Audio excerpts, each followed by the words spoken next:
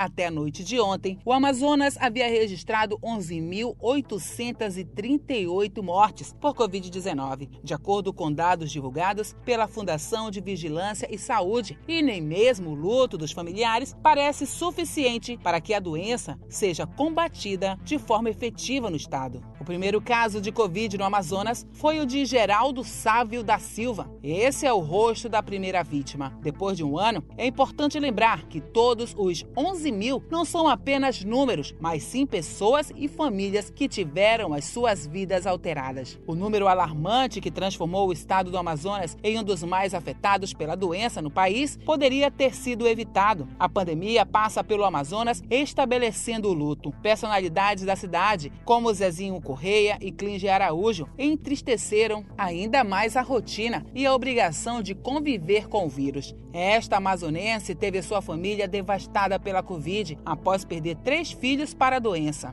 Foi muito difícil, né? Foi muito triste. Perder 3 assim, um já é difícil, mas quanto mais 3. Mas Deus, Nossa Senhora, me deu muita força. E é uma dor que nunca vai passar, né, Dona Maria? Nunca vai passar. Não passa, não.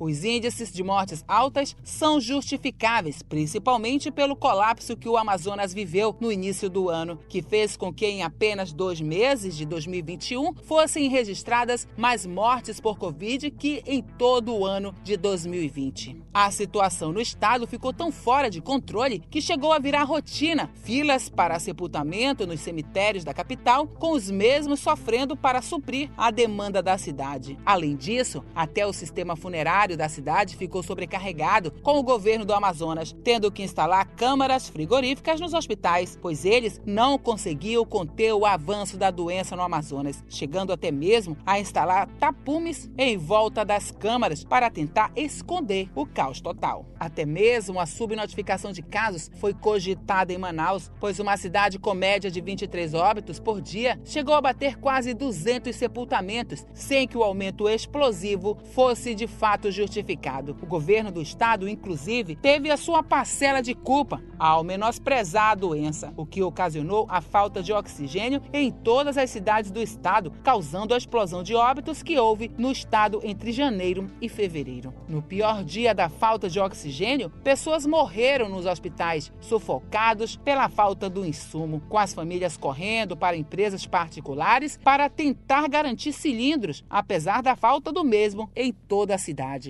Existiu tanta morosidade para equacionar a questão que apenas em 2021 foi criado o Comitê de Crise da Covid-19 aqui no estado, com o governo mostrando pouco interesse do estado para que o mesmo fosse criado. E mesmo com o número expressivo de mortes, até o momento, ninguém foi responsabilizado, mesmo com toda a gravidade da situação, com as mortes sendo relativizadas. O governo estadual chegou a cogitar que seja possível que haja subnotificação de mortes por Covid no estado, já que o Amazonas realiza testagem para o vírus apenas em casos graves da doença. Atrelado a isso, o governador Wilson Lima começou a ser investigado por ações tomadas ao longo da pandemia, com foco no superfaturamento, nas compras realizadas pelo estado, principalmente no que se refere aos respiradores, ainda durante a primeira onda do Covid. Outras investigações se referem à falta de ação do governo para garantir os cilindros de oxigênio para o estado, com famosos na época sendo mais efetivos que Wilson Lima para ajudar a população do Amazonas. E na fase vermelha da pandemia, com a população sofrendo para não perder os seus familiares para a doença e também quando os cilindros acabaram. Em meio ao luto das famílias, poucas ações efetivas foram feitas, principalmente no referente a um auxílio financeiro para a população, que sofreu para colocar comida na mesa, enquanto o governador seguia a vida e pouco se pronunciava. Para coroar a atuação do governador no combate à pandemia, a população do estado se mobilizou para tirar Wilson Lima do poder